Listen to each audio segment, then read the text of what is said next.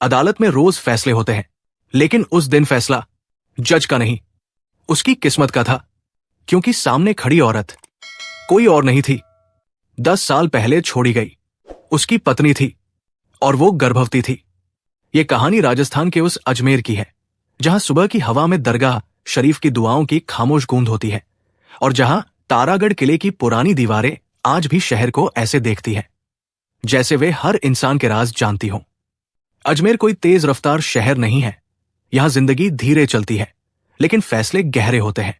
इसी शहर में हर रोज की तरह सुबह ठीक 5 बजे एक घर की खिड़की खुलती है। अलार्म बजने से पहले ही जज अभय प्रताप सिन्हा की आंख खुल चुकी होती है। उनकी नींद टूटती नहीं, पूरी होती है, जैसे सोना और जागना दोनों उनके लिए किसी नियम का हिस्सा हो। कमरे में कोई तस्वीर नहीं है, कोई पुरानी याद नहीं, कोई ऐसा सामान नहीं जो ये बताए कि यहां कोई इंसान रहता है। बस एक लकड़ी की अलमारी, कुछ फाइलें और दीवार पर टंगी एक घड़ी जिसकी टिक टिक उनके जीवन की लय बन चुकी है। वे बिस्तर से उठते हैं, खिड़की के पास जाते हैं और पर्दा हटाते हैं। बाहर अजमेर की सुबह फैली हुई है। दूर से अजान की आवाज आती है, कहीं मंदिर की घंटी सुनाई देती है, और ऊपर पहाड़ी पर खड़ा तारागढ़ किला रोज की तरह खामोश है। अभय कुछ पल उस दृश्य को देखते हैं, फिर नजर हटा लेते हैं। उन्होंने बहुत पहले ये सीख लिया था कि सुंदर चीजों पर ज्यादा देर टिकना इंसान को सवालों की तरफ ले जाता है, और सवाल जज की जिंदगी में जगह नहीं पाते। वे कुर्सी पर बैठते हैं, आंखें बंद करते हैं। हर रोज के 5 मिनट, कोई भगवान नहीं, कोई दुआ नहीं, कोई उम्मीद नहीं, बस एक ही सोच। कानून में भावना की कोई जगह नहीं होती। यही सोच उन्हें मजबूत बनाती है, यही सोच उन्हें अकेला भी रखती है। नहाने के बाद वही सफेद शर्ट, वही काली पैंट, बिना किसी डिजाइन के, बिना किसी पहचान के। जूते चमकते हुए, जैसे उन पर कभी धूल नहीं पड़ती। नाश्ता हल्का होता है, क्योंकि वे मानते हैं कि जज को पेट से पहले दिमाग हल्का रखना चाहिए। ड्राइवर समय पर गाड़ी लेकर आ जाता है। गाड़ी चल पड़ती है। अजमेर की गलियां धीरे धीरे जाग रही है। दुकानदार शटर उठा रहे हैं। चाय की भाप हवा में घुल रही है। दरगाह की तरफ जाने वाले लोग दिख रहे हैं, लेकिन अभय इन सबको नहीं देखते। उनकी आंखें फाइलों में होती हैं। हर फाइल में एक कहानी है, किसी की जमीन, किसी का झगड़ा, किसी की इज्जत, किसी की जिंदगी, और हर कहानी का आखिरी पन्ना उनके हस्ताक्षर। अजमेर का जिला न्यायालय सामने आता है। पुरानी इमारत, मोटी दीवारें, ऊंची छतें, और वो कुर्सी जिस पर बैठकर इंसान दूसरों का भविष्य तय करता है। अभय जैसे ही अंदर प्रवेश करते हैं, लोग अपने आप खड़े हो जाते हैं। कोई डर से, कोई आदत से, कोई सम्मान से। लोग कहते हैं कि जज साहब सख्त है, बहुत सख्त, लेकिन यही भी कहते हैं कि उनके फैसलों में कभी मिलावट नहीं होती। पिछले 10 सालों में उनके किसी फैसले पर सवाल नहीं उठा, लेकिन इन्हीं 10 सालों में उनकी अपनी जिंदगी धीरे धीरे खामोश हो गई थी। उनकी शादी भी राजस्थान की परंपरा के अनुसार हुई थी। परिवार ने रिश्ता तय किया था, सब कुछ सलीके से, इज्जत से। पत्नी पढ़ी लिखी थी, समझदार थी, लेकिन सबसे ज्यादा वो एक इंसान थी। वो बात करना चाहती थी। कभी दरगाह के बाहर बैठकर चाय पीना चाहती थी, कभी अजमेर की पुरानी गलियों में बिना वजह घूमना चाहती थी, कभी बस ये जानना चाहती थी कि उसका पति दिन भर कैसा महसूस करता है। लेकिन अभय के लिए हर दिन एक जैसा था। सुबह अदालत, दोपहर फाइलें, रात कानून की किताबें। धीरे धीरे घर में आवाजें कम होने लगी। झगड़े नहीं हुए, चीख चिल्लाहट नहीं हुई, बस एक चुप्पी आकर बैठ गई। और उसी चुप्पी में एक दिन अभय ने शांत आवाज में कहा कि अगर तुम इस जिंदगी में खुश नहीं हो तो तुम्हें अपनी राह चुनने का हक है। उस दिन भी उन्होंने भावनाओं से नहीं, तर्क से बात की। तलाक बिना किसी ड्रामे के हुआ, कागजों पर साइन हुए, एक रिश्ता फाइल बनकर बंद हो गया। उसके बाद अभय ने कभी पीछे मुड़कर नहीं देखा। आज 10 साल बाद वही अभय प्रताप सिंह उसी कुर्सी पर बैठे हैं। कोर्ट की कार्यवाही चल रही है, केस पुकारे जा रहे हैं, वकील बहस कर रहे हैं। सब कुछ सामान्य है, और यही सामान्यता आने वाले तूफान की सबसे बड़ी निशानी है। अजमेर की अदालत में वो दिन भी दूसरे दिनों जैसा ही शुरू हुआ था। वही भारी दीवारें, वही पुरानी लकड़ी की मेजें, वही पंखों की आवाज जो गर्म हवा को इधर उधर धकेलते रहते हैं, और वही लोग जो अपने अपने मामलों की उम्मीद और डर लेकर अदालत में दाखिल होते हैं। जज अभय प्रताप सिन्हा अपनी कुर्सी पर बैठे थे, सामने फाइलों का ढेर था और उनके चेहरे पर वही परिचित शक्ति थी जो सालों से अदालत की पहचान बन चुकी थी। केस नंबर पुकारे जा रहे थे। कोई जमानत का मामला, कोई जमीन का झगड़ा, कोई पारिवारिक विवाद। अभय हर केस को उसी तरह सुन रहे थे जैसे हमेशा सुनते आए थे, ध्यान से, लेकिन दूरी बनाए रखते हुए। फिर क्लर्क ने एक और केस नंबर पढ़ा, घरेलू विवाद का मामला। अभय के लिए यह भी एक सामान्य केस था। उन्होंने बिना नजर उठाए आदेश दिया कि पक्षकारों को पेश किया जाए। दरवाजा खुला और उसी पल जैसे अदालत की हवा अचानक भारी हो गई। अभय ने नजर उठाई और समय कुछ सेकंड के लिए थम गया। सामने खड़ी औरत कोई अनजान चेहरा नहीं थी। वो चेहरा उनके जीवन का वो हिस्सा था जिसे उन्होंने 10 साल पहले ये सोचकर बंद कर दिया था कि वो अब कभी वापस नहीं आएगा। उसके चेहरे पर थकान थी, आंखों के नीचे गहरे साए थे और चाल में वो आत्मविश्वास नहीं था जो कभी हुआ करता था। और फिर उनकी नजर उसके पेट पर गई। वो गर्भवती थी। अभय का हाथ हथौड़े पर जाकर रुक गया। उनका चेहरा बाहर से शांत था, लेकिन भीतर कुछ तेजी से टूट रहा था। कोर्टरूम में बैठे किसी भी इंसान को अंदाजा नहीं था कि जज की कुर्सी पर बैठा आदमी इस पल अपने ही अतीत से टकरा चुका है। ये वही औरत थी, उनकी पूर्व पत्नी, जिसे उन्होंने कभी ये कहकर जाने दिया था कि आजादी ही सबसे बड़ा समाधान है। कुछ सेकंड बीते, फिर अभय ने खुद को संभाला। आवाज वही सख्त, वही नियंत्रित। उन्होंने कहा कि मामले के तथ्य पढ़े जाएं। क्लर्क ने पढ़ना शुरू किया। शब्द कानूनी थे, धाराएं साफ थी, लेकिन हर वाक्य अभय के भीतर गूंज रहा था। मानसिक प्रताड़ना, घरेलू हिंसा, गर्भवती महिला को घर से निकालना, आर्थिक असुरक्षा, ये सब कुछ उन्होंने पहले भी सुना था, सैकड़ों बार। लेकिन आज हर शब्द का मतलब अलग था। महिला का वर्तमान पति खड़ा हुआ। उसकी आवाज में गुस्सा था, आत्मविश्वास था और कहीं न कहीं यह भरोसा भी कि वो सच को अपने तरीके से मोड़ सकता है।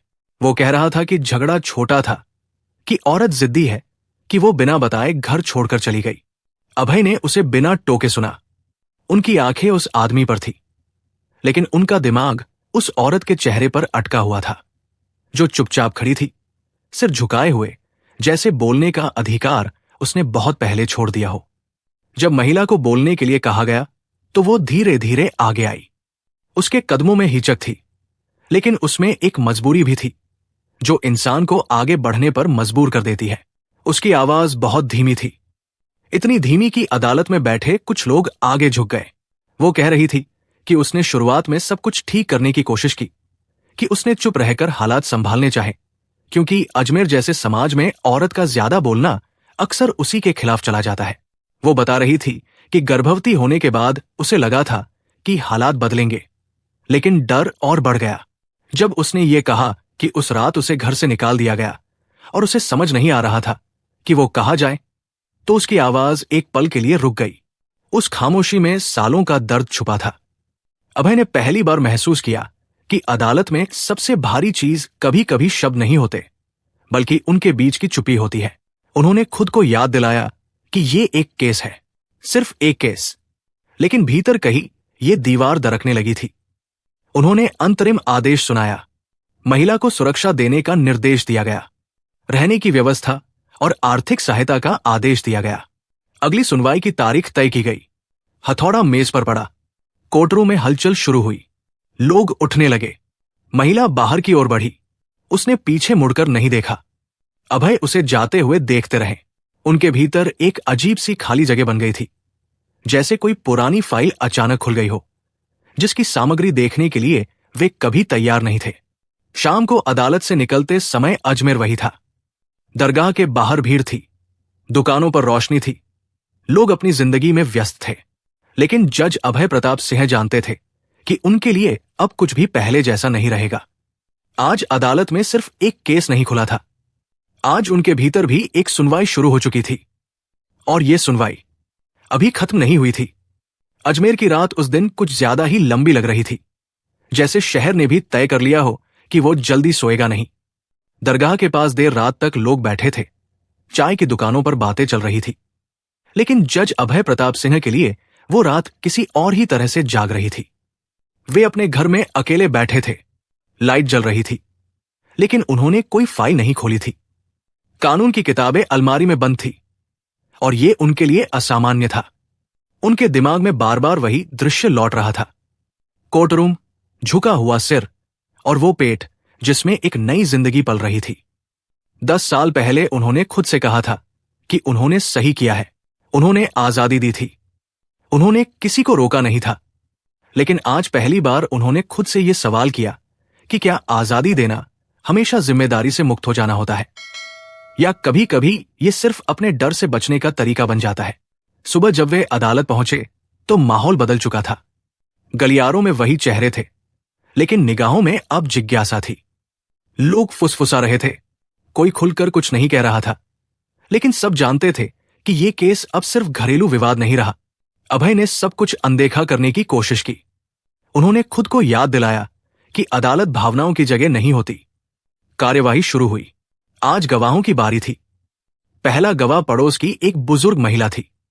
उसकी आवाज कांप रही थी, लेकिन उसकी बातें साफ थी। उसने बताया कि झगड़े अक्सर होते थे, कि वो कई बार चीखें सुनती थी और गर्भवती होने के बाद भी हालात नहीं सुधरे। दूसरा गवाह एक रिश्तेदार था जो शुरुआत में बोलने से हिचक रहा था। उसने कहा कि वो बीच बीच में समझाने गया था, लेकिन उसे ये कहकर लौटा दिया गया कि ये घर का मामला है। हर गवाही के साथ अदालत का माहौल और भारी होता जा रहा था। महिला को फिर से खड़ा किया गया। आज उसकी आवाज में पहले से ज्यादा स्थिरता थी। वो रो नहीं रही थी, वो शिकायत नहीं कर रही थी, वो बस सच बता रही थी। उसने कहा कि उसने चुप रहना इसलिए चुना क्योंकि उसे डर था कि अगर उसने आवाज उठाई तो हालात और बिगड़ जाएंगे। उसे डर था समाज का, रिश्तों का और सबसे ज्यादा अकेले रह जाने का। जब उसने ये कहा कि उसे सबसे ज्यादा डर उस रात लगा था, जब उसे लगा कि अगर कुछ हो गया तो कोई सुनने वाला नहीं होगा, तो अदालत में बैठे कई लोग अपनी नजरें नीचे झुका गए। अभय उस वक्त उसे नहीं देख रहे थे। वे अपनी मेज पर रखे कागजों को देख रहे थे, लेकिन असल में वे अपने ही अतीत को देख रहे थे। उन्हें याद आया कि उनकी अपनी पत्नी भी बहुत कुछ बिना बोले सहती रही थी। उन्हें याद आया कि उन्होंने उस चुप्पी को समझने की कोशिश कभी नहीं की थी। अब अदालत में बहस शुरू हुई। महिला के वकील ने साफ कहा कि यह मामला सिर्फ मारपीट या झगड़े का नहीं है, यह सुरक्षा और सम्मान का मामला है। दूसरी तरफ से यह तर्क दिया गया कि निजी विवादों को बढ़ा चढ़ाकर पेश किया जा रहा है। अभय सब सुनते रहे। हर तर्क के साथ उन्हें यह और साफ होता गया कि फैसला सिर्फ धाराओं का नहीं होगा, यह फैसला एक मिसाल बनेगा। दोपहर तक सुनवाई चली। पंखे शोर कर रहे थे, कमरे में गर्मी बढ़ चुकी थी। अंत में अभय ने कार्यवाही रोकने का आदेश दिया। उन्होंने कहा कि अदालत को सोचने के लिए समय चाहिए। कमरा एक पल के लिए पूरी तरह शांत हो गया। यह उनके पूरे करियर में पहली बार था कि उन्होंने ऐसा कहा था। कोर्ट की कार्यवाही स्थगित कर दी गई। अगली तारीख अंतिम सुनवाई के लिए तय की गई। जब लोग बाहर निकलने लगे तो महिला कुछ पल के लिए कोर्ट की सीढ़ियों पर रुक गई। उसने गहरी सांस ली, जैसे उसने बहुत बड़ा बोझ थोड़ी देर के लिए जमीन पर रख दिया हो। अभय ने उसे दूर से देखा। उनकी नजर में आज कोई जज नहीं था, कोई पूर्व पति नहीं था, सिर्फ एक इंसान था जो ये समझ चुका था कि कुछ फैसले टालने से और भारी हो जाते हैं। शाम को वे फिर तारागढ़ की तरफ गए। किले की दीवारें ठंडी हो चुकी थी। नीचे अजमेर की रोशनी फैली हुई थी। उन्होंने वहां खड़े होकर पहली बार यह स्वीकार किया कि वे अब इस केस से खुद को अलग नहीं कर सकते। उन्हें निष्पक्ष रहना है, लेकिन भागकर नहीं, क्योंकि अगली सुनवाई में उन्हें सिर्फ एक औरत और एक आदमी के बीच नहीं, बल्कि कानून और इंसान के बीच फैसला करना होगा। और यह फैसला उनकी जिंदगी का सबसे कठिन फैसला होने वाला था। अजमेर की वो सुबह कुछ अलग थी, जैसे शहर ने भी समझ लिया हो कि आज अदालत में कोई साधारण दिन नहीं है। दरगाह शरीफ के पास चादरें सजी थी, दुआओं की आवाज हवा में घुली हुई थी और तारागढ़ किले की दीवारें धूप में चमक रही थी। लेकिन जज अभय प्रताप सिन्हा के भीतर एक ऐसा सन्नाटा था जो किसी भी आवाज से नहीं टूट रहा था। वे समय पर अदालत पहुंचे। वही कुर्सी, वही मेज, वही हथौड़ा, लेकिन आज उस हथौड़े का वजन कुछ ज्यादा लग रहा था। कोर्टरूम भरा हुआ था। लोगों की नजरें जज की कुर्सी पर टिकी थी, जैसे सब ये जानना चाहते हों कि आज सिर्फ एक केस का नहीं, बल्कि एक सोच का फैसला होने वाला है। महिला को पेश किया गया। आज उसके चेहरे पर डर कम और थकान ज्यादा थी। वो जीतने या हारने नहीं आई थी, वो बस इस लड़ाई को खत्म करने आई थी। उसका वर्तमान पति भी मौजूद था। आज उसकी आवाज में पहले जैसा भरोसा नहीं था। वो जानता था कि अब सच से बचना मुश्किल है। अंतिम दलीलें शुरू हुई। कानून की धाराएं पढ़ी गई, मिसालें दी गई और हर शब्द अदालत में गूंजता रहा। लेकिन अभय का ध्यान अब शब्दों से ज्यादा उस चुप्पी पर था जो एक औरत ने सालों तक ओढ़े रखी थी। जब महिला से आखिरी बार कुछ कहने को कहा गया तो उसने बहुत शांत आवाज में कहा कि वो किसी से बदला नहीं चाहती। वो सिर्फ इतना चाहती है कि उसे और उसके बच्चे को बिना डर के जीने दिया जाए। उसकी आवाज में कोई शिकायत नहीं थी, बस थकी हुई सच्चाई थी। अभय ने फाइल बंद की। पूरा कोर्टरूम खामोश हो गया। ये वही पल था जब एक जज के सामने सिर्फ कानून नहीं, उसका अपना जमीर भी खड़ा होता है। उन्होंने हथौड़ा उठाया। आवाज सधी हुई थी, शब्द साफ थे। उन्होंने कानून के अनुसार फैसला सुनाया। महिला को पूर्ण कानूनी संरक्षण दिया गया। सुरक्षित आवास, आर्थिक सहायता और अपने होने वाले बच्चे के अधिकार सुनिश्चित किए गए। उसके पति को सख्त चेतावनी दी गई कि किसी भी तरह की प्रताड़ना अब अपराध मानी जाएगी। फैसला निष्पक्ष था, कानूनी था और पूरी तरह सही।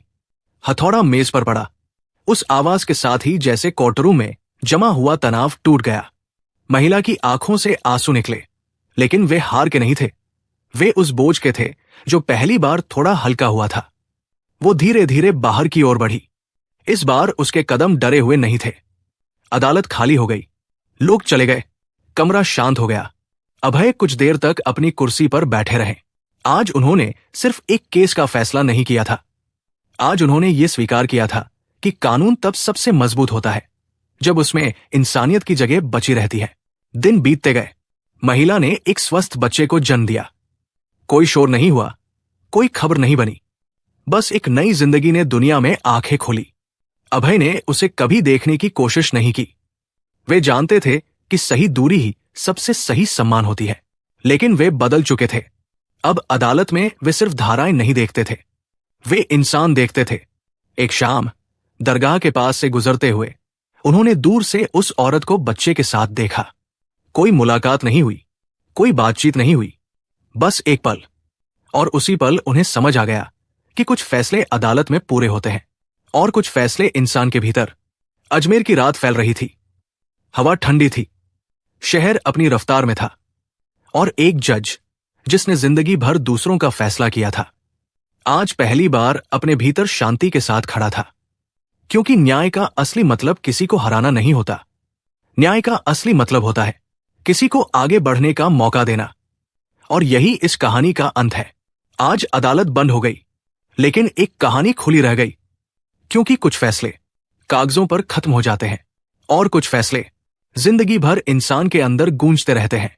अगर ये कहानी आपके दिल तक पहुंची हो तो ऐसी सच्चाई से जुड़ी कहानियों के लिए चैनल को सब्सक्राइब करें और कमेंट में लिखें, आप इस फैसले की जगह होते तो क्या करते।